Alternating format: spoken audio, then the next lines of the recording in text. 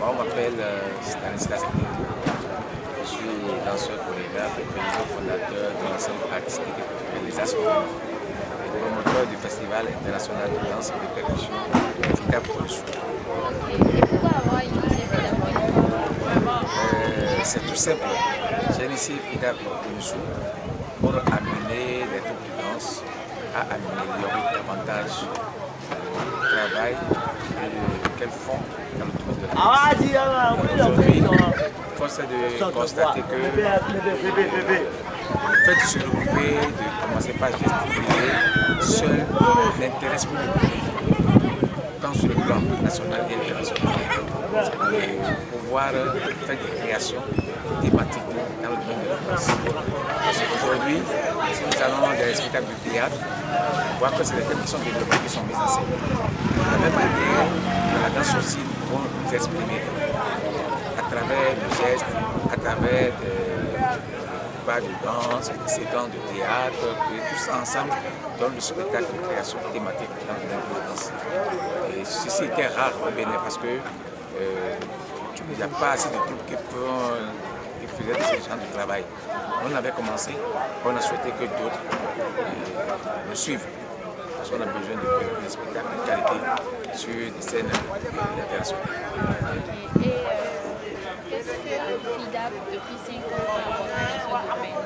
Est-ce que ça a changé quelque chose? Ça a répondu à vos attentes? Ah, bien sûr, je crois que les objectifs sont en train d'être atteints à petit peu parce que aujourd'hui, toutes les troupes ont commencé par créer.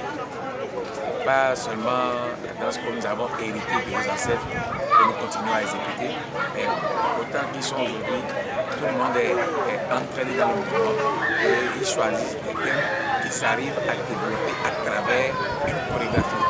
C'est très important. Et nous avons déjà eu la chance que plusieurs d'entre ces troupes-là ont déjà envoyé à des festivals et qui ont rapporté des prix. Même le ballet national aujourd'hui, avant, ce n'était pas ce que c'était la danse, ce qu'on représentait. Les danses culturelles, folkloriques. Et aujourd'hui, on essaie toujours de voir qu'on développe et les spectacles sont vraiment des spectacles présentables, professionnels, prêts à être présentés partout dans le monde. On est à la fin de la 5e édition. Quel bilan peut-on faire de cette 5e édition? C'est vrai, c'est la particularité de cette édition. C'est de pouvoir faire un bilan, observer une pause et faire un bilan. Et comme je l'avais dit annoncé dans mon discours à la cérémonie d'ouverture, nous avons mis en compétition les troupes qui ont été lauréats. Et aujourd'hui, parmi ces troupes, il y a une qui est sortie meilleure. Je crois que pour nous, c'était de voir si, après qu'ils aient décroché les premiers prix, elles sont allées croiser les places. Que ce soit qui est lauréate, à savoir Océan, nous a montré qu'il n'est pas allé dormir sur sa laurier à partir du premier prix.